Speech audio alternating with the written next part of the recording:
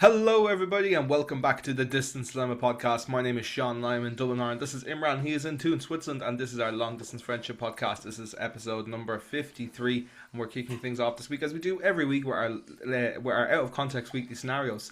This is the part of the show where me and Imran tell each other stuff from our week out of context, and the other person has to try and guess what's going on. So, Imran, what is your out of context weekly scenario?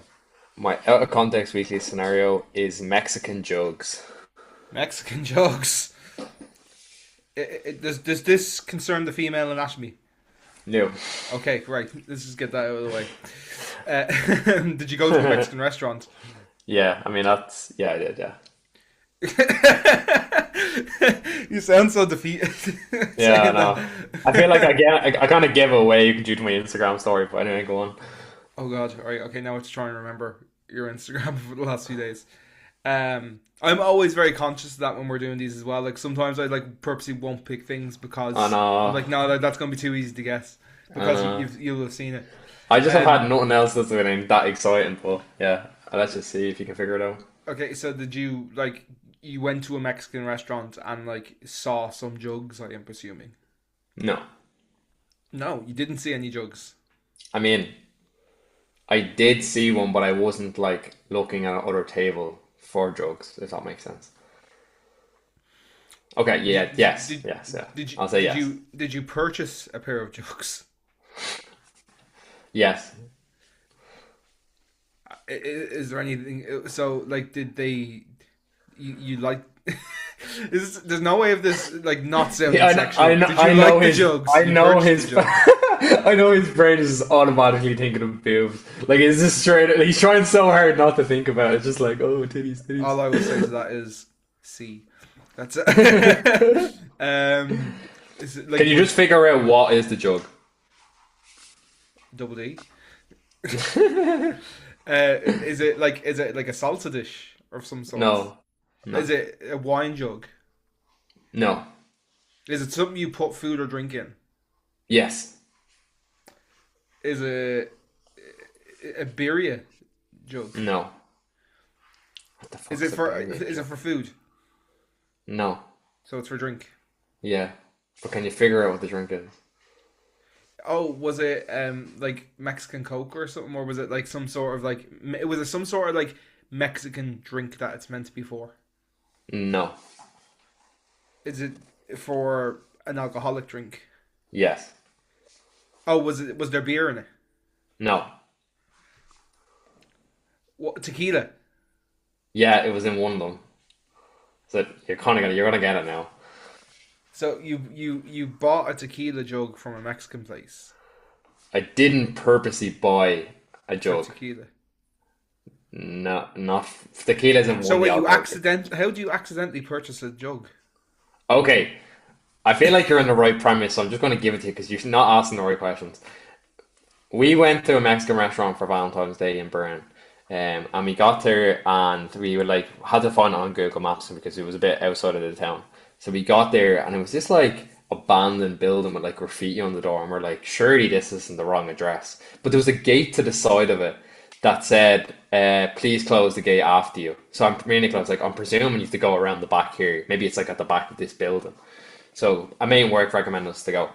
So anyway, we went around the back gate, and then there's this underground cellar, and coming down to the underground cellar, it's all graffiti, but kind of purposeful art graffiti, not just a lad writing his name in black spray paint on the side of the wall. So I was like, I'm presuming it's down there, Nicola. Anyway, so we went down, really cool, very authentic Mexican place. Anyway, so obviously, like I've said before on the podcast, I haven't drank since January. I haven't touched a drink or anything like that. And Nicola was like, "Oh, I might get a cocktail." I was like, "You know what? I'm gonna get a cocktail. Why not? I like cocktails with Mexican food anyway." But most people in Ireland notice when you get a cocktail, half of the time it's ice, and the other time it's just water filled into it. And we looked at the cocktail prices, and they were 15 quid, which is normal price for Switzerland. Let's just put that out there. Going out for a meal in Switzerland can be quite expensive. So anyway, we ordered our main, we ordered two cocktails. So I'm expecting the cocktails to be tiny, you know yourself, proper, I'd say 3 mils of liquid into it. It comes, man, and it's genuinely, both of our drinks were a jug. Like, I mean, like a hefty size cocktail. And you know what? Yeah, we were both so surprised because it's like we've never had a cocktail where it's like half, like the actual cocktail itself is like there's no ice in it. It was just full of liquid, and I was like, and it was banging.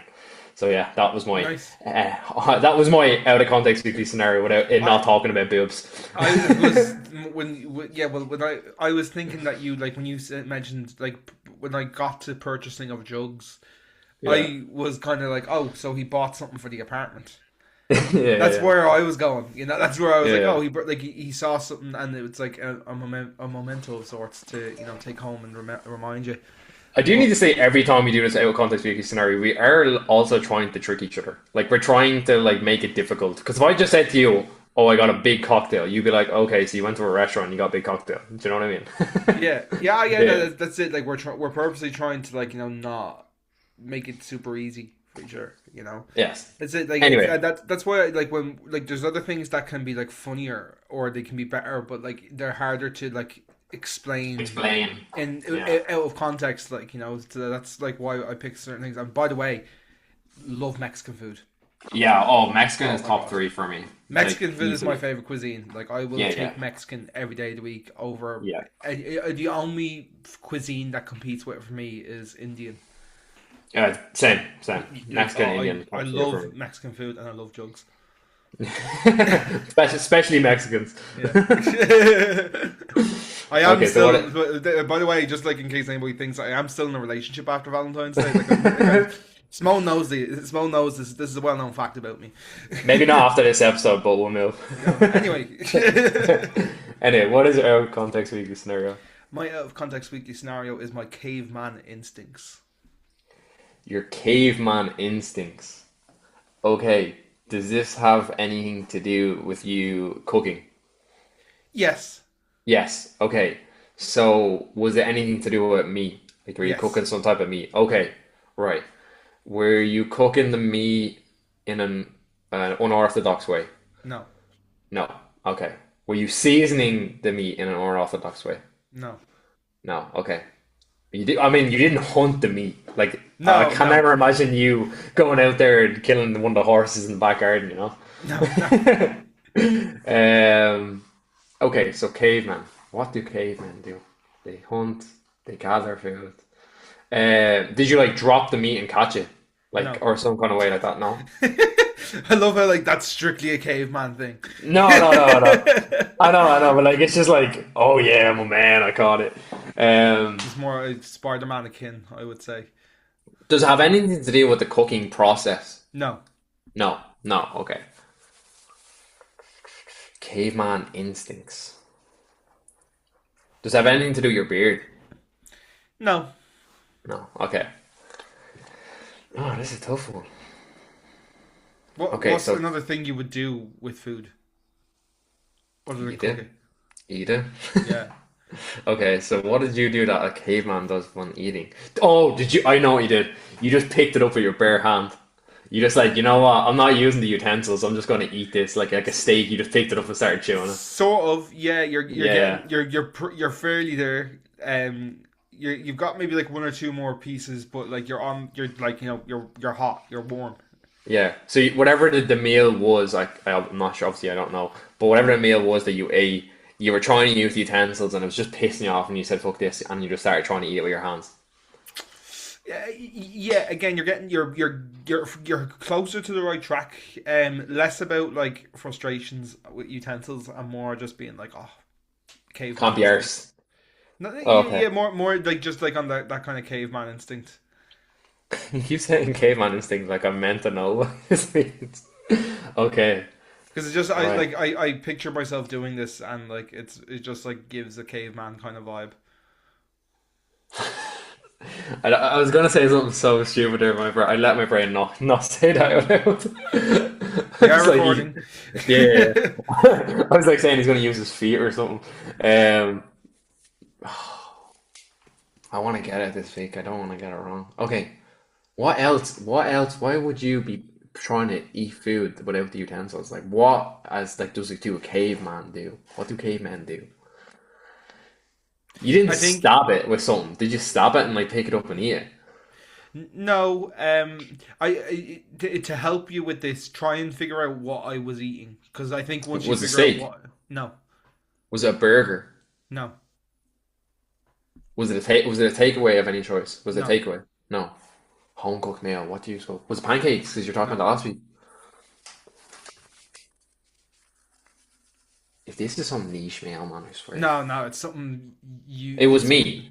yeah, Was it chicken? yeah, Okay. Was it oh, was it like chicken on the bone? Like yeah. yeah, and you were just picking it up and eating it like Fred like the Flintstones.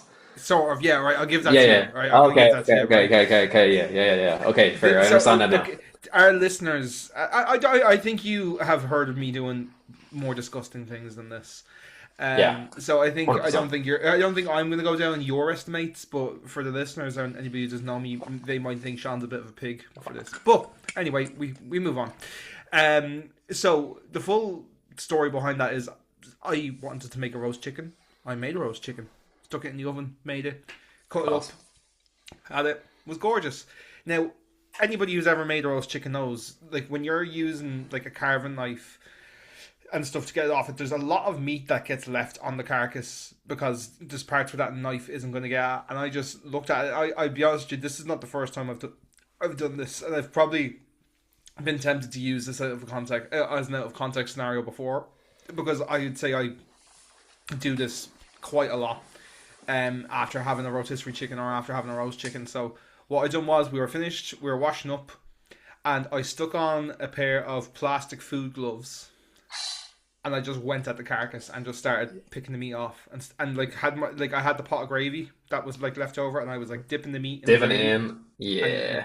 and like there was like because like it come down in temperature a little bit, like some of the fat like was starting to solidify, so like my beard was like just starting to drip with like a little bit of that and I was like dipping it into the gravy and I was making a mess of myself, but honestly it tasted fucking fantastic because it's all the dark meat, it's all the fatty Yeah, bits, like it yeah, tastes yeah, yeah. class, It's the like best part. and like one of the things that I have to say I love the most about Simone and Simone just is like, do you know what, I don't blame you, I also want to do that, I just don't have the balls to do it.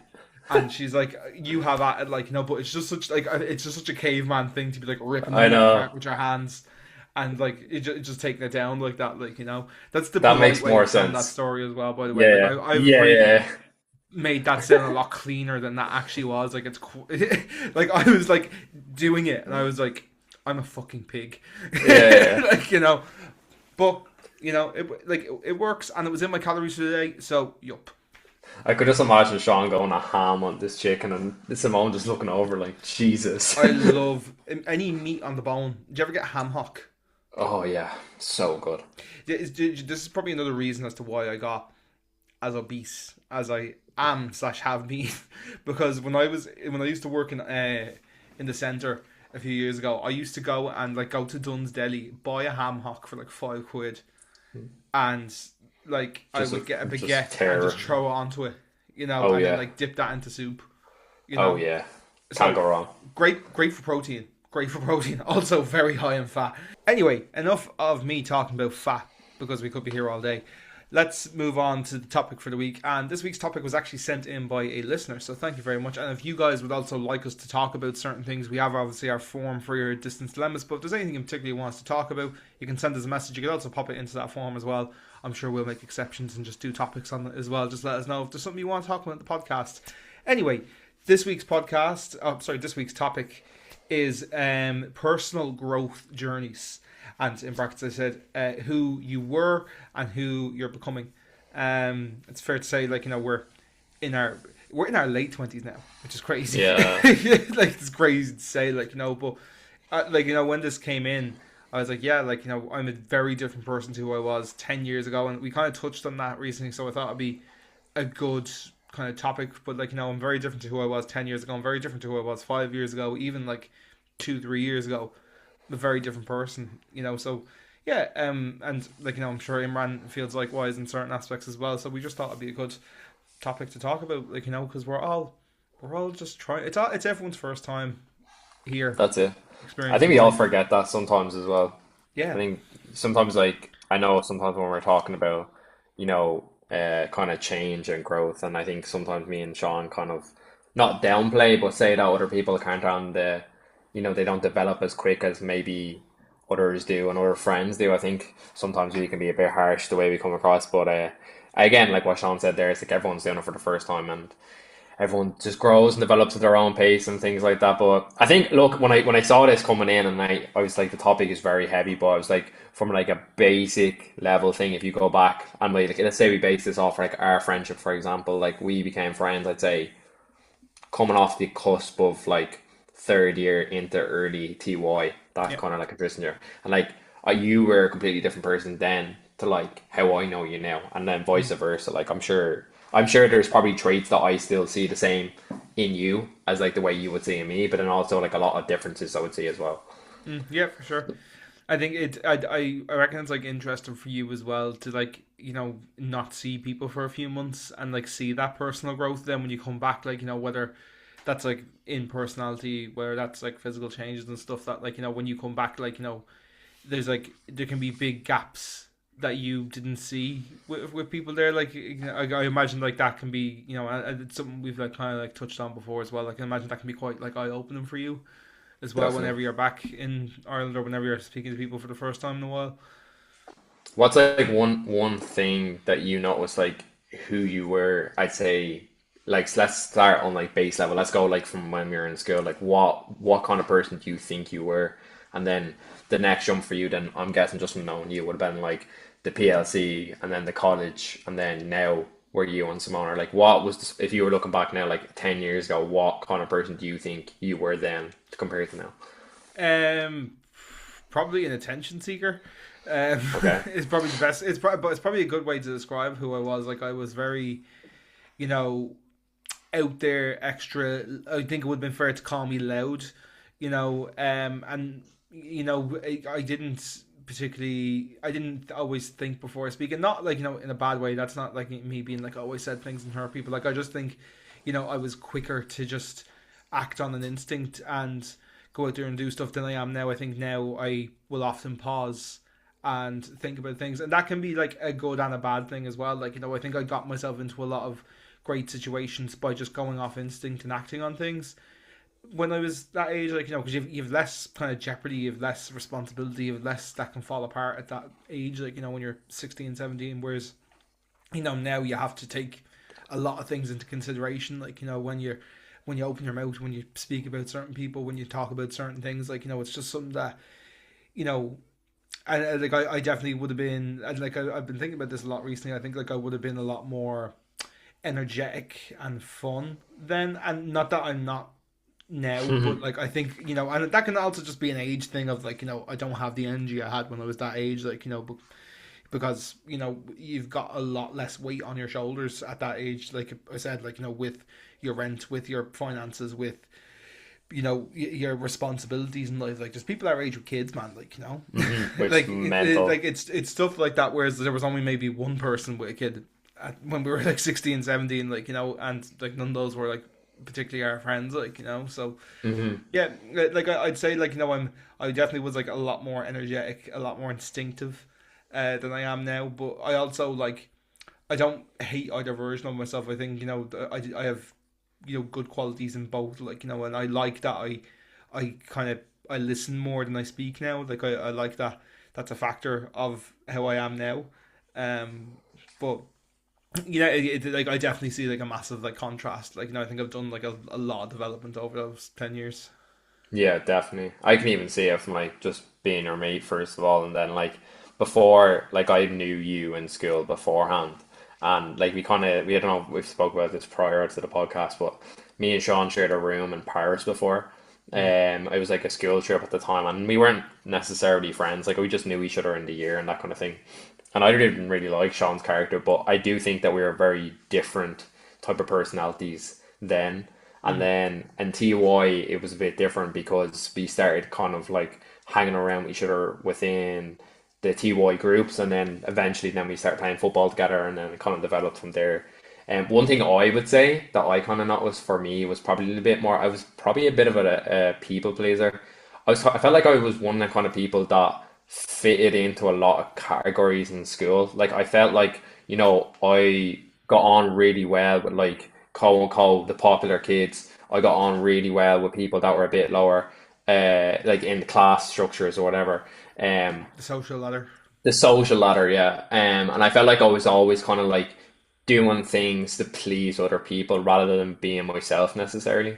And I feel like that's something like over the past couple of years I've gotten better at, just kind of like identifying who I am as a person rather than just people pleasing just to or act a certain way with others, because I felt like I did that a lot. Like if I was with a certain group or a certain time, I would like not be my full self or my full self just to disclose any opportunity that someone could like take anything away from me, if that makes sense. But Mm. one thing I'd say now that I think I do a lot better is I feel like I'm a lot more supportive of friends and family, which I think years ago, maybe I'd say maybe 5 to 6 years ago, I probably wouldn't have been that supportive.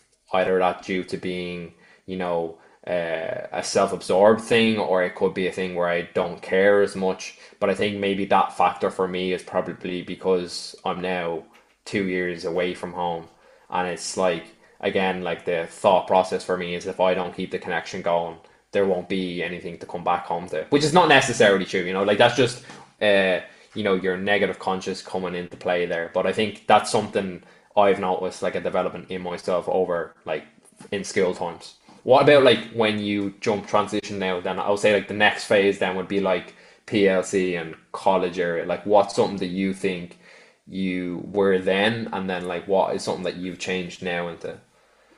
And this is only like Um, 4 to 5 years ago. And I know I'm putting you on the spot, but it's kind of like that's kind of like the transition phases I've seen between us two, like as being mm. friends and stuff.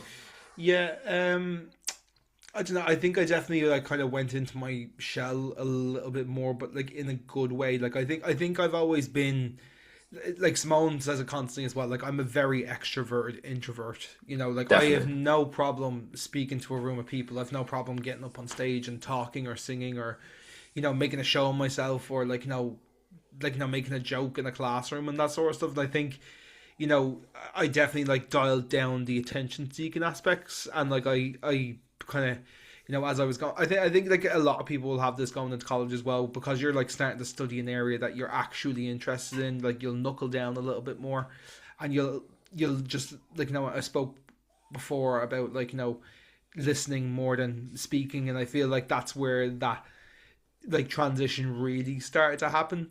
And like at that time, like I would say around 21, 22 was like when I started to become like the happiest version of myself that I ever have been. And like I like it was like that process and that transition of like me being like, okay, what do I want from my life? Do I want to be sitting in the situation that I'm in? Like I was like and, like this is stuff Imran knows about me, but I haven't talked about it in the podcast, and I'm not going to go into too much detail. But I was in like a really shit situation at home, and I kind of just had to like say to myself, look, I can either sit here and accept this and just keep taking this like what was going on, or I can just take control of the narrative myself and be like, fuck this is my life, this is what I'm gonna do. So like at that point I started to make more selfish decisions. In like and like my thesis on this has always been do whatever you want, and this is something I still live by, to say do whatever the fuck you want as long as it doesn't affect other people. If it affects other people, take their feelings and stuff into considerations, and if the positives outweigh the negatives, still do it. So I just started doing like little things, and like that was around the time me and Simone met as well, and like that's no coincidence that like I really like changed how I did things. Like I didn't necessarily change up like my hairstyle, my fashion, like stuff like that. Like I just kind of like changed my attitude of like like this is my life. I'm gonna write narrative. It's something that I write quite a lot about in my songs. That like coming from like what felt like a prison cage in a way. Like being felt very trapped in environments to like just being like fuck this. No, I'm gonna do what I want. So I feel like that's where I started to kind of like spread those wings a little bit in my case. I don't know Yeah. if it's a similar feeling for yourself around that age. Yeah, I mean, like we kind of, I mean, all kind of personal speaking here, like me and Sean kind of spoke before I moved away about kind of certain similar upbringings we had and some things I kind of dealt with over the past 5 to 6 years in my personal life. And I think the one thing I would say, like during that college period, I was definitely a bit more calculated in terms of like the way I approach situations and stuff like that. And for like a long time, I think I negatively put my down in terms of like self-worth. And I think the by factor of that was I like developed a lot of things about myself that I didn't enjoy as much. And then there was like the other side of that where like there was things I really enjoyed that I kind of founded upon myself, where I was a bit more outspoken about situations that years ago I probably would have shown away from. I was a bit more braver in situations without going into too much deep emotions here. I would say like I kind of changed better in terms of situations where as a child I maybe wouldn't have reacted as strong as I did as like a kind of semi-adult, I suppose. And then I'd say like on the other side of that then is like the betterment was I kind of got a bit more adventurous in terms of like I wanted to travel more. And obviously my knee and Nicola again at that point had probably been about 5 to 6 years ago. And then we had also, I don't know if I actually said this on the podcast before, but like me and Nicola and I had actually broken up for 5 months at the time during COVID period.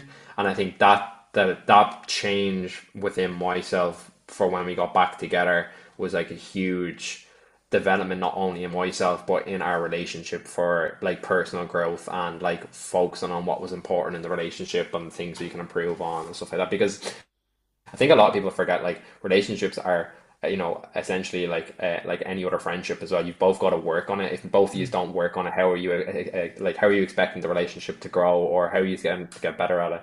And like it's funny because like we still look back at it now and it's like it wasn't something that we expected at the time, but overall we're glad that that came into play, because now the life we set up for each other here and the relationship we set up has been a lot better, if that makes sense.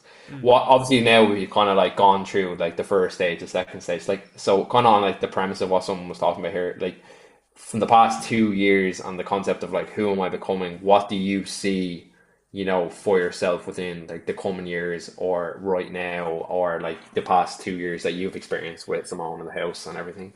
Yeah, I think like I don't dwell on the future too much, because I think if like the last 10 years have taught me anything is you cannot predict what's coming. Like if you would have told me 2 years ago that well, when did we move in here? So yeah, right, 2 years ago, right? So February 2024.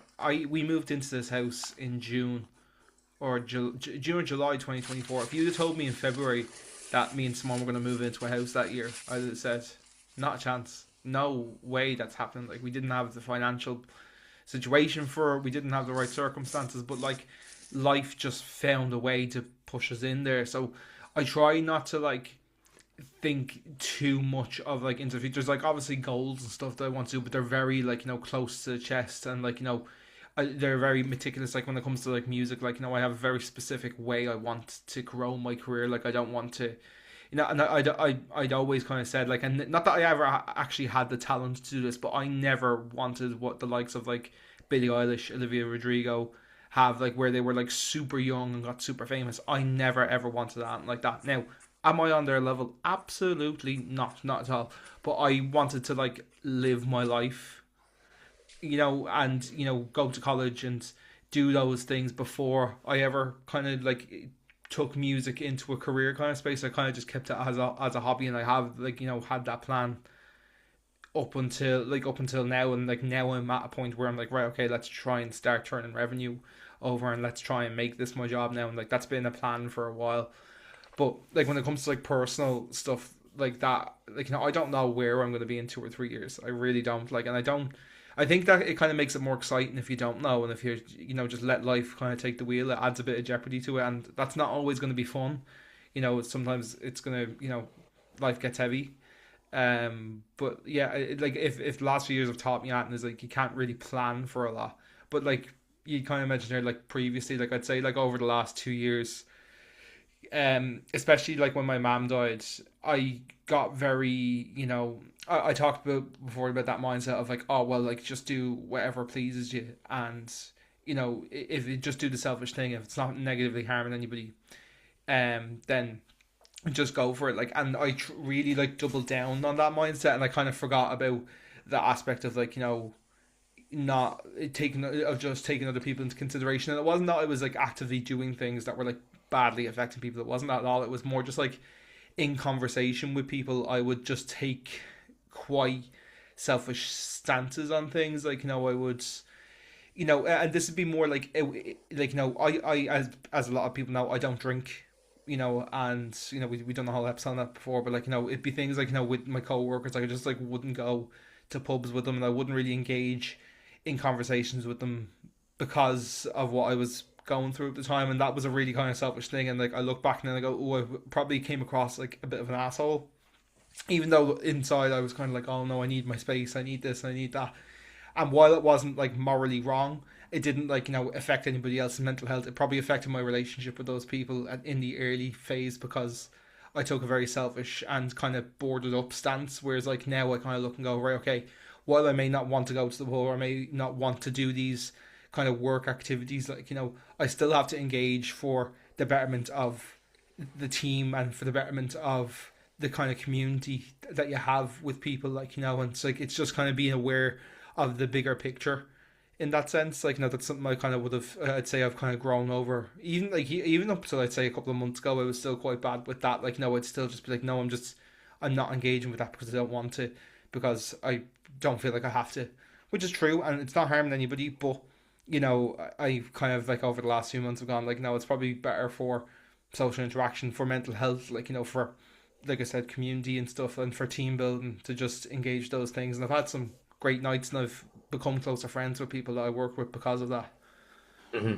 Yeah, I kind of think the one thing I took away from what you were saying there is kind of like you can't really plan for the future necessarily too much. I feel like you really gotta learn, and it's something kind of I've been trying to do the past while is just be a bit more present in my situation that comes, and just like let things happen and come towards you rather than trying to force it necessarily. But I think for myself, I mean, like I didn't plan to live here. I never would have thought I lived in Switzerland 2 years ago, or ever, to be honest. And then, like when the situation came up for me and they got to move here, it was quite, off the cusp. Now it wasn't really talked about that much. I mean, I think I've spoken a little bit to Shaun about it before, that the idea was there, but a lot of people were actually surprised when it did come up that we were moving away because we just came back from traveling and we'd only gone back to work for 6 months. So I feel like for us it was really good because I wasn't expecting to be in this situation and I'm kind of being a bit more grateful for it. I think for the future for me, if I'm being personal, like personally speaking, I really want to focus a lot more on like my health, whether that be physically and like kind of mentally, because I think I neglected it for a long time, and I think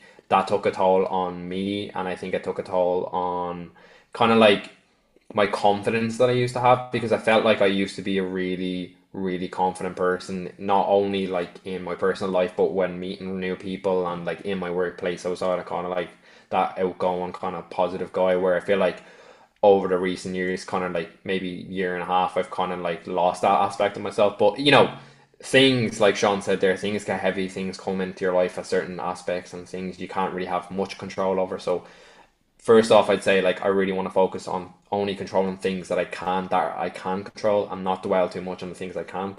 And then second of all, I would say just kind of like take things being a bit more present and like see where things end up. But yeah, I think that was a really nice heavy topic to talk about this week. But thanks for that listener that sent it in. It's a nice one.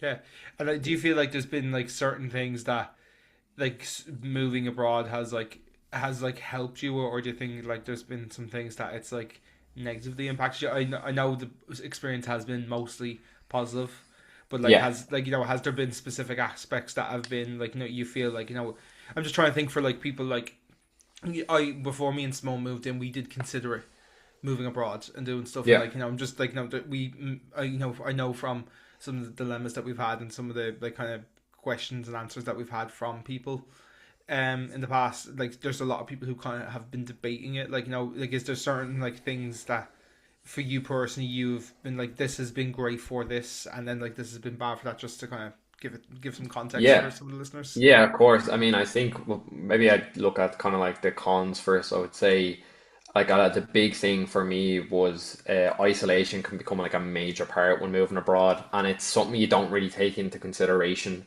Um, if you don't put yourself in positions to be around people that are doing the same thing as you, which I neglected for such a long time when I moved here because I was so focused on getting a job, getting an apartment, getting my health insurance sorted, like the kind of like the day-to-day stuff that you needed to have so that you could settle here. I think that was really important at the time, but it took me a while to grow out with that. So I think isolation can be a huge thing if you like end up sitting in, which I love to sit in. Like let's just say that I'd be kind of, I would say Shaun would be more of an introvert extrovert, and I would probably be, or I oh sorry, the other way around. Shaun would be an extrovert introvert. I would probably be more of an introvert extrovert. That's kind of the way I look at it. But I think one thing I would say as well is be very wary of like the people that you meet when abroad, because not everyone has the best interest at heart. It's something that takes a while to find out for yourself, and it's still something I'm trying to develop over time.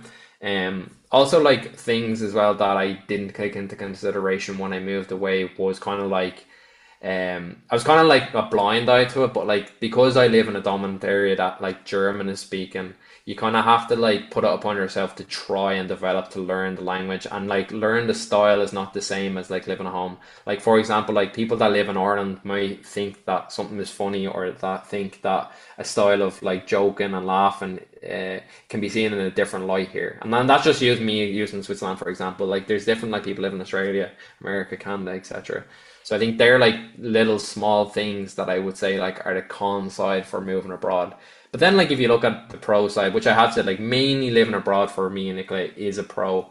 I would say like things like of course the financial side is great because we're trying to develop a better future for ourselves to come home to, which a lot of people are doing. Because essentially we do want to live at home and to build a family there, and that's like the long term goal. And then like Shaun's been over, he can even say it for himself. Like the country's beautiful. It's very sunny. The seasons here are very limited to what they are. So when it's summertime, it's really sunny. When it's spring, you're coming into the sun. Like shorter winters. It's not as cold as home. So like, and they all these little things like they do play a factor if you don't even think about it. Is like a lot of people say when they move away to the sun, their moods are higher because of the melatonin levels, the more vitamin D in their body. So yeah, it's little things like that. I think over time that I've noticed just living abroad have made like a huge difference to like the way I am on a day-to-day basis. And then also like on the other side of it as well, I'm meeting new people every single day, which is great because like I think when you're at home, sometimes if you do hang around with the same people all the time, it's very hard to meet new people. I know there's situations like kind of like maybe Shaun can kind of talk a little bit about a pro is like being in the music industry is you're constantly meeting new people and making new connections, which is like obviously a great factor. But I think like what can happen at home if you're not involved in clubs or communities or like supporting a football team, it's very hard to meet people on a daily basis just because of the way we're born into this kind of social media world. Less people are going to pubs, less people are going to community things and stuff like that. So yeah, I mean overall I would say definitely if anyone is thinking about it, take the leap, just try it. And look, I always think if you don't like it you can always return home. That's one thing I'm very grateful of in my situation is if it didn't work out here, I know that we would have an opportunity to come home. And not everyone has that, and that's something I need to be a bit more grateful for, like over the next couple of years, kind of like taking into consideration my area and environment at the moment. But yeah, that's kind of like just things I've noticed on like a brief roll. Maybe you can talk a little bit about like the same kind of thing about meeting people at home and like the spatial awareness about being in the music industry. Is there something that you notice that's like pro and like a con about that? Yeah, I feel like one of the things that from being around like so much music and like a lot of artistry as well, like you have to be very aware, and you kind of touched it, just people who don't really have the best interest at heart, and like not that they're all like bad people, that's not what I'm saying at all, but like it's something I kind of like struggle with when I'm talking to people, and I'm trying to figure out, do they actually care or are they just being polite? Because like I know myself, and like I'll put my hand up and say that I do this, and everybody who does this, who does any sort of creative thing when they're trying to put themselves out there, they're doing what I like to call, they're playing the politics. You're going out, you walk up, like someone plays a set, you could have thought their set was not, it was grand, like nothing special, but you'll walk up to them, you'll shake their hand and say that was brilliant. that was great, well done. You'll shake their hand, you'll talk about their song, and you may actually have said, oh yeah, this was good. I actually did enjoy those parts, but some people aren't always doing that for good reasons. The reason they're actually doing that is so you'll follow them, but they won't follow you back. And then, you'll interact with their stuff, but then they won't do the opposite for you. Like, it's them trying to kind of like farm engagement in that way, or farm an audience in that way by like making that personal connection. And like, there's some people who I've come across that like, I just, you just, when they're trying to play the politics of it, and when they're trying to like, no, play politics isn't the right word, because like everybody is playing the politics, but when someone's being genuine is probably the better way Yeah. to do it. Like, and like, it's part of like the personal growth of like being aware, and like I try not to do it unless I actually mean it. Like, I will go up to people and say, hey, your poem, your song was brilliant, and I will do it if I actually mean it. And if I don't, it's that typical thing of, if you don't have anything nice to say, don't want at all, like, so Yeah. I just won't, like, I won't engage in that way, and that can come across a bit assholey sometimes, but I would rather come across authentic, and if I'm going to say something, I'd mean it, than like, give somebody like a watered down answer, and like, give somebody something that's half-assed. Like, I'd rather say something and stand by it than just say it for the sake of saying it. Yeah, I kind of agree with you there. Like a lot of people kind of come across as genuine, and it sometimes takes a bit longer than the initial connection that you meet with that person to decipher if that person is being genuine or not. And I think that's something I've lost many friends over, the past 5 to 6 years that kind of have came in and came out of my life. And it's not something I've ever been great at. Seeing people that are always like in the best interest and best heart at times, but it's something I'm trying to get better at, and that's all we can do, folks. All we can do. That's it. Yeah, That's it. that's it. But thanks again for that really enjoyable topic. I'm going to bring in the pop culture slash current affairs because I know we're conscious of time. So recently in Switzerland, I'll bring this up. I have it written out in front of me, so it might be a bit easier for me to describe the situation for the folks. But Switzerland is set to hold a national referendum on the 14th of June on 2026 on a proposal to cap the country's population at 10 million. The initiative was launched by the right-wing Swiss People's Party (SVP) and aims to limit immigration if the population exceeds 9.5 million, with stricter measures if it reaches 10 million before 2050. Switzerland's population is currently around 9.1 million. If passed, the government could be required to restrict asylum and family reunification, limit new residency permits, and potentially renegotiate or even terminate free movement agreements within the EU. Supporters argue that immigration is putting pressure on housing, infrastructure, and the environment of opponents, including the Federal Council and many business groups, warn it could harm the economy and damage Switzerland's relationship with the EU. At the same time, official data released in January showed that the net immigration and asylum seekers applications actually fell in 2025, which adds another layer to the debate. So it's not introducing the cap yet, but the voters will decide in June whether to limit the population growth and tighten migration rules significantly. It's the first European country to put this cap forward. So what do you think of that? I've never heard of anything like that in my life. That's Yeah. like, that's like, how do you limit I understand, like, you might want to like limit people coming in, but like, how do you stop people having babies? Yeah. Like, this is my question with this, like, like, how I don't really get how this works. Like, I get there's like, it may be like a thing of like allocating resources and stuff, like, but Mm. I don't know, like, it gives similar kind of like tones to like the right wing people in Ireland saying Ireland's full when Mm. there's more than enough room for people. Like, Ireland has had like 15 million people on the island before the famine. Like, there's enough room in the country. There's like 7 million, including the north at the moment. Like, but I obviously don't know fully about the situation in Switzerland. What's like the consensus been around, like, you guys, especially as people who have come in, who have emigrated to Switzerland? Like, are you guys Mm. starting to get dirty looks now? Like, No, like I mean, I've been on the consensus. Like I've been talking to people in work, that are Swiss, and kind of like asking their opinion on the situation, and they don't seem to understand necessarily what the government are trying to implement here.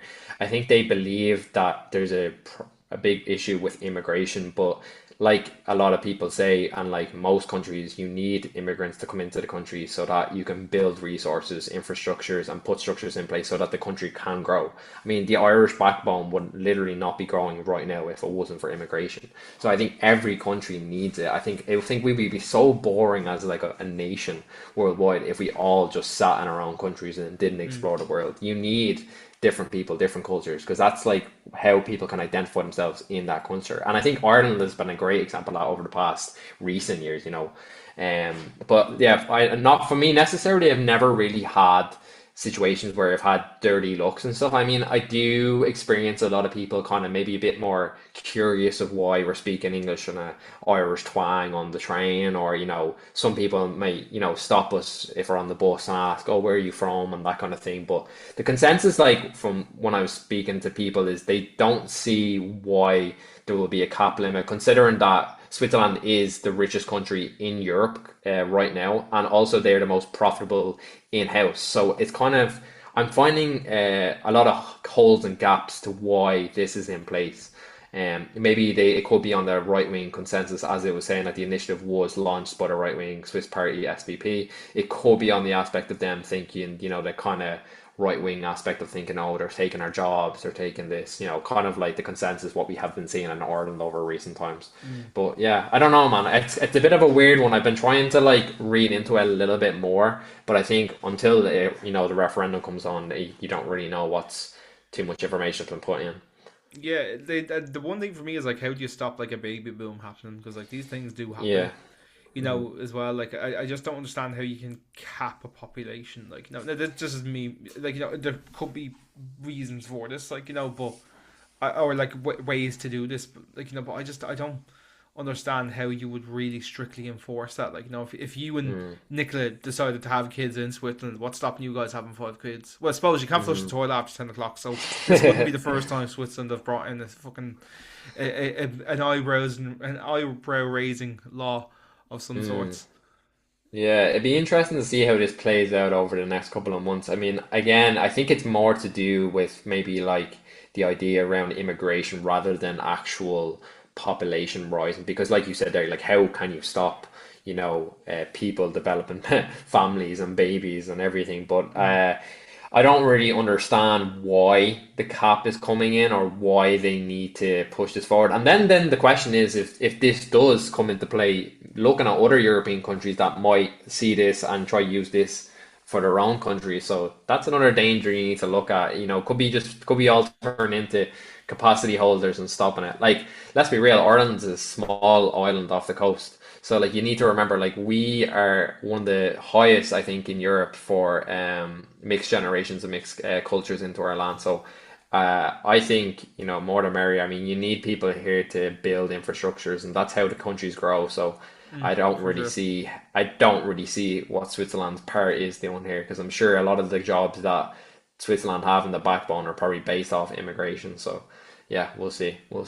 Yeah, like not to. I actually just thought we were struggling to come up with a second thing for current affairs this week, but I actually something just popped into my head as well, and it's not too dissimilar to like right wing idiots. Let's just say that.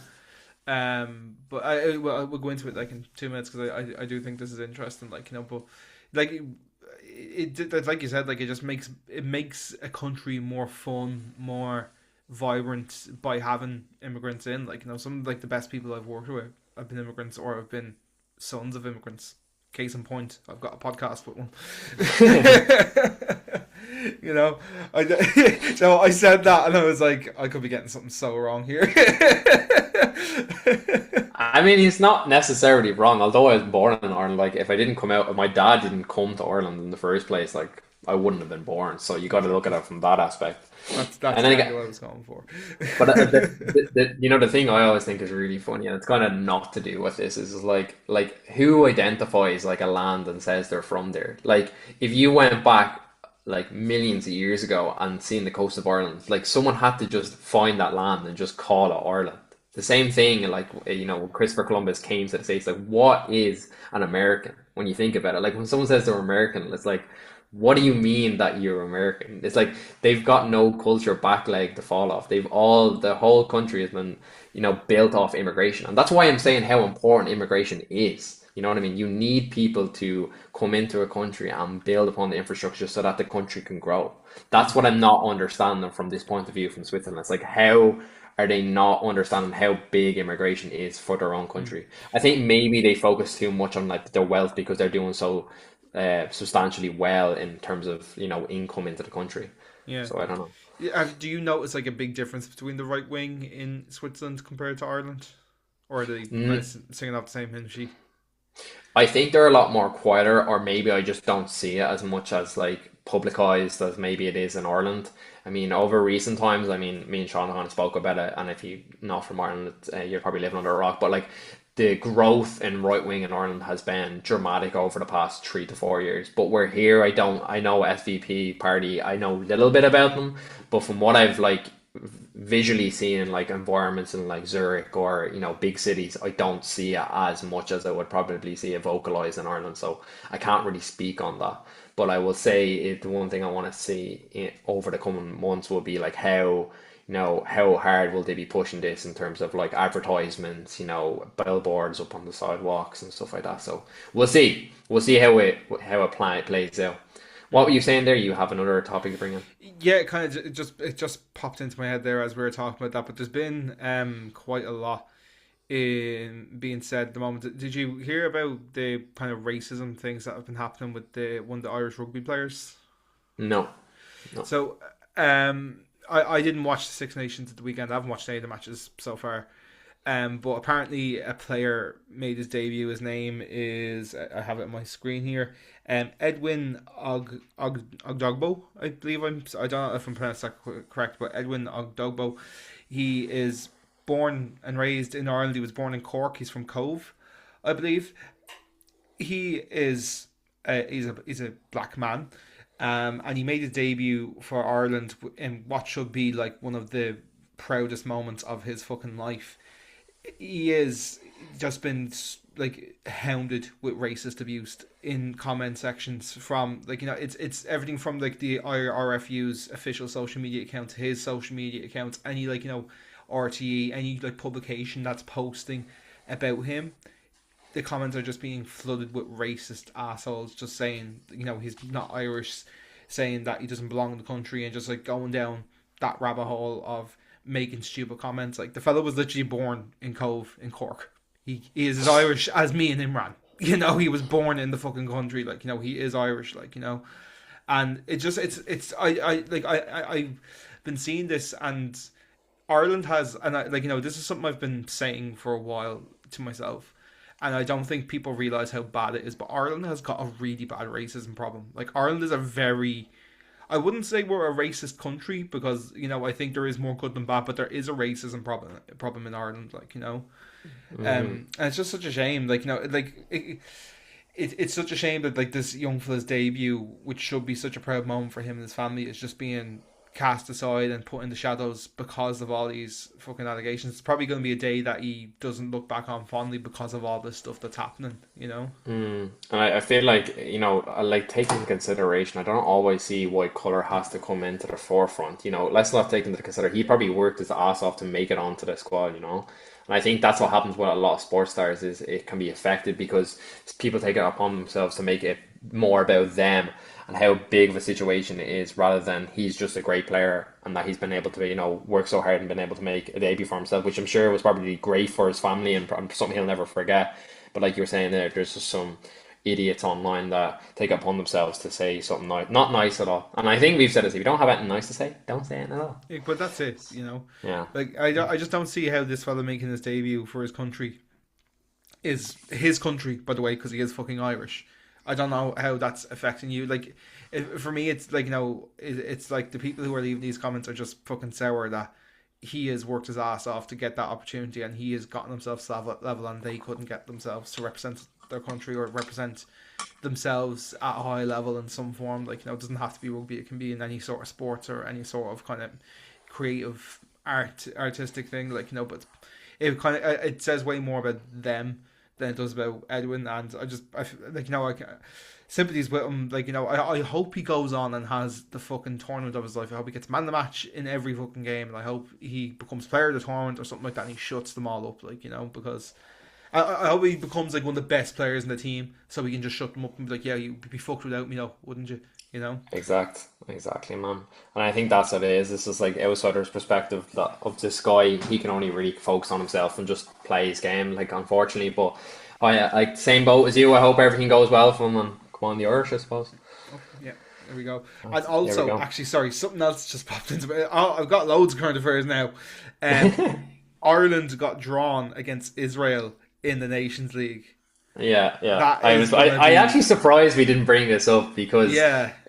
and it's also we got Kosovo, which is also an interesting fact. If you know, read a bit about their war history there, go back a little bit. And then I think Austria was the Yeah, final Austria, one. yeah. Yeah, I've been seeing some funny TikTok edits people have been making about us playing them, but it'd be interesting. It'd be definitely interesting to see, and something we'll probably cover a bit more closer to the But time. we kind of talked a little about football last week. We don't like to talk football too much, but like, what's your opinion on should these games go ahead? What do you think should happen regarding this? So I was talking to one of the lads about this before on work, I think 2 weeks ago, and I am definitely in the boat of if you're going to boycott a tournament, I don't think it should specifically be one team. So, like for example, the World Cup is now everyone knows it's happening in the States, but there's been a big issue, or in the States slash Mexico. Everyone knows like there's a big issue now coming up forwards into the night about ice in America. So should it be upon ourselves as every European team to boycott the tournament for it not to happen because of where it's situated? It's kind of the same thing in Ireland now. It's like should like we have been drawn with Israel, Kosovo, things that aren't in control, things that just came out of a pot that we were able to get them. I'm on full belief is the game should go ahead, but I think that the whole time, and I know this is going to happen, the whole time during the game, and they must be aware of the situation is going to happen for the Israeli players, is they're going to get a lot of abuse. And I think Ireland's always been at the forefront of you stand with Palestine and ourselves and Shaun about how much we are both with pro-Palestine as well. And we think we'll see like major backlash from these games that will go ahead. Because it was the same thing, like imagine they had qualified for the World Cup.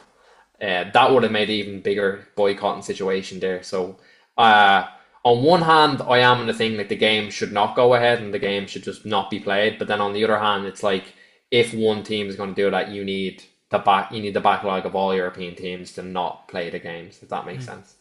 But I don't know. What do you think? I think they should boycott the game. I don't think those games should go ahead. Specifically, you know, I know Kosovo and Austria don't have the cleanest records, but we played Austria before, and Kosovo was an easy win. So let's play Kosovo.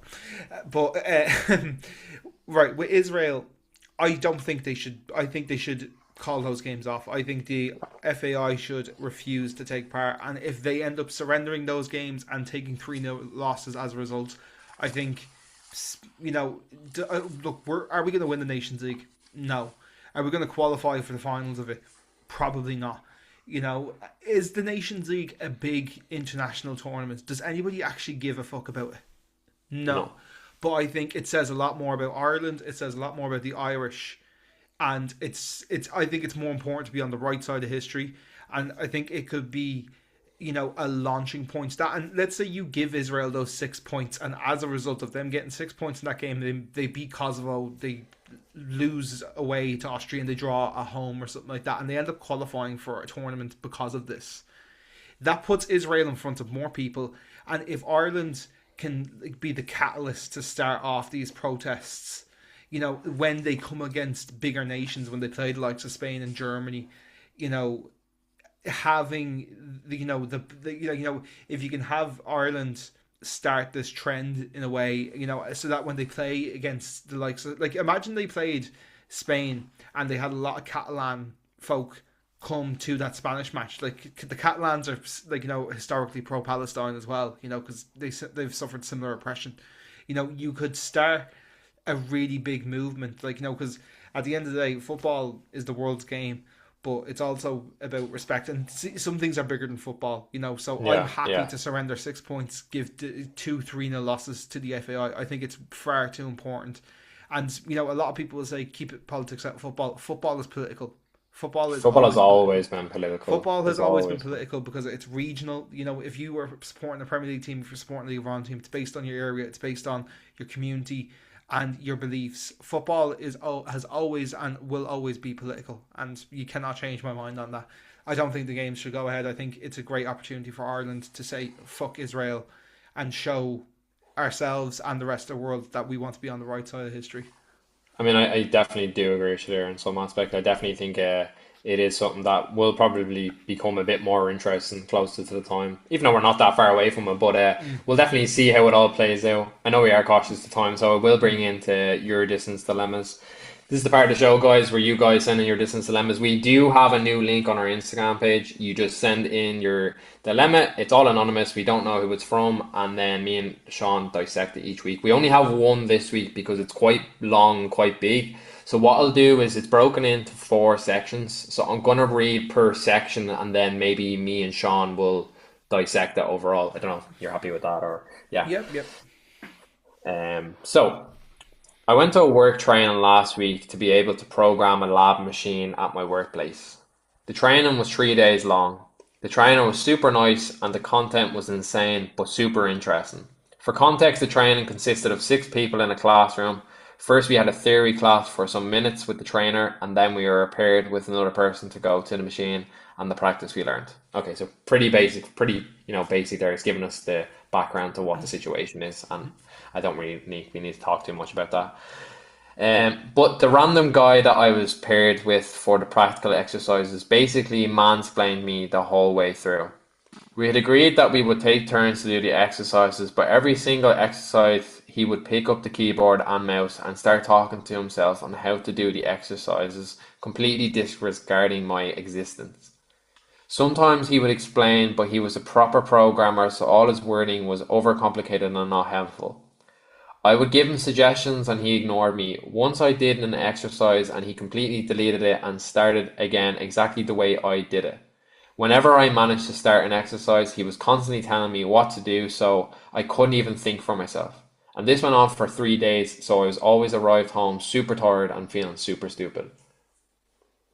Maybe we can talk a little bit about that. What do you think about the first part of it? The mansplaining aspect. It's something, I mean, I'm sure we've all experienced that. And sometimes I've probably done it myself without even realizing it. It can be really annoying, I think, in workplace situations where someone is trying to talk to you like you're a child and that shouldn't be respected in the situation. But the thing I'm not understanding is why is the guy not giving the girl a bit, or I'm presuming it's a girl, I'm not too sure, I'm probably reading through the lines here, but is like not giving this person like time to try and learn it. I think that's just really condescending sometimes.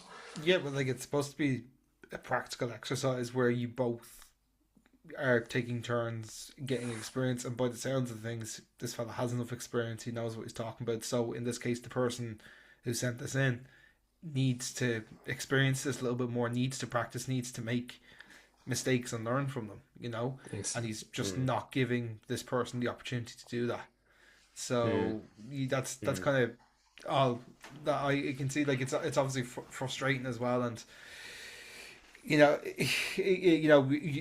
I'm reading it similarly to you, where in my head I'm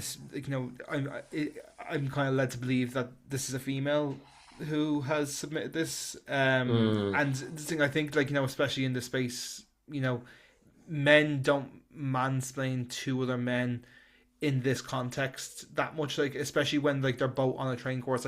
Men definitely do mansplain to each other, when there's different. I would say I've had managers in the past who have mansplained down to me, or they've broken it down like that, but that shouldn't be the case here, because they're both on the same training exercise. So that's what's kind of leading me to believe that I say this as a feminist, I'm not trying to be oh, it's a girl, whatever, but I'm getting a similar vibe to you in that way. I don't, like we said, we don't know who sent with this, we don't know what gender they are. But it does sound like a guy being an asshole, just mansplaining down to the woman. I will finish off the last 2 paragraphs. Maybe we can just kind of do an overall. I was wondering, what would you do in this situation? Would you get mad at him and tell him off, but then create a bit of tension for the next days of training Tell the trainer to pair me with another person, but also probably create tension because he would notice that I didn't like to be paired with him or not say anything and get through those 3 days. I ended up not saying anything, and now I came back to my office and I'm reviewing all the exercises in the machine and not doing them on time. However, I'm wondering if I should have told him something because he probably will do this to other people and it's not nice. Thank you. Mm. I mean, I can't speak for this person because they were in the situation, they decided not to say anything. And it's hard for me to like say from like looking at it what I would do. But I have experienced this before, and I probably have done the same thing. I didn't say anything because I fell into that bracket of being a people pleaser, and I just didn't want to make tension. I'm very much a person that doesn't like tension in my life. I very rarely speak up if I want to make an argument, unless it's something I completely disagree with. Let me just put that out there. But what I would say I would have probably done in the situation, I might have had a conversation in private, either with the guy first, not like bringing it up, just saying like, hey, look, I want to do a bit more learning here. I feel like you're kind of taking a bit more time on the training. It's all depends how you communicate with the person because we don't know. Like this guy mightn't even notice he's doing it. He also might realize he's doing it as well, which is the other aspect of it. So I think the first thing I probably would have done in that situation, I probably would have approached the guy for a private conversation, and then if not, then go higher up and just say to the person taking the class, look, I want to be paired with someone else. Is that okay? And then go from there. But yeah, not great. I mean, I've experienced mansplaining loads of times, and I've probably done it myself a few times without even realizing it. But yeah, I think this person did not necessarily do the wrong thing, but I do understand her or his aspect of saying that she probably should have said something because he'll probably do it again. But again, you learn with these things. It's different scenarios and adventures, and especially in the workplace, it can be hard to speak up because you're afraid to create tension or any difficulties for everyone else in the room. But yeah, that's kind of my view on it. Yeah, I think it's tough because like I like I've been I think most lads will have unintentionally mansplained something before. Like I say this like as somebody who's quite self aware with it, like but even smallness stopping on, you kind of mansplain that a little bit, and it's not for like for like thinking of anything got to do with like the person. Sometimes I feel like, especially with people like me and you, like sometimes when we're really passionate about a topic, we will just go and deep dive into things and assume you don't know certain things and just like kind of fill in blanks a little bit. And I've definitely been guilty of doing that in the past, and it's not something I like intentionally do because I'm speaking to a certain type of person. It's just something that like when I get passionate about a topic. So, but that I don't think that's what's happening here.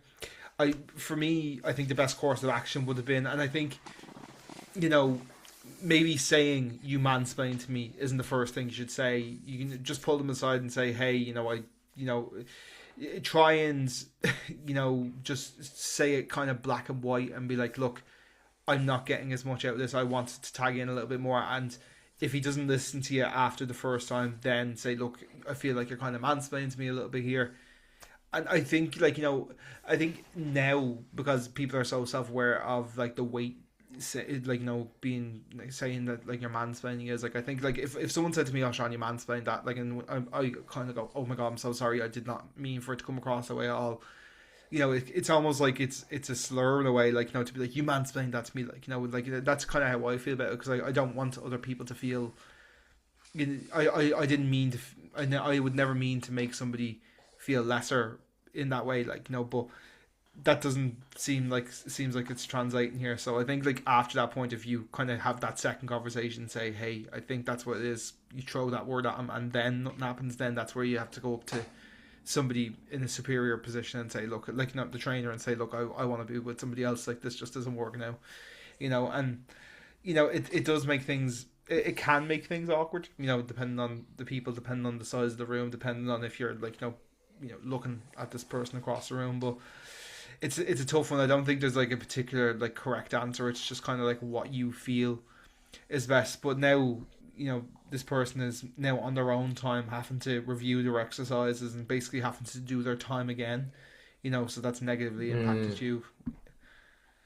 Yeah, I think it's something that kind of like a lot of us have experienced, and it's something that when you look back at it, you probably wish you change your situations. But again, you kind of learn with these things, and it kind of develops over time about how you view things. And I think this person, not necessarily, from my point of view, did necessarily nothing wrong. I just think that maybe the situation, they could have changed it a little bit. But again, that's for me and Sean looking from an outsider's perspective. We're not, professionals on the matter. And just for any of the women out there, what mansplaining is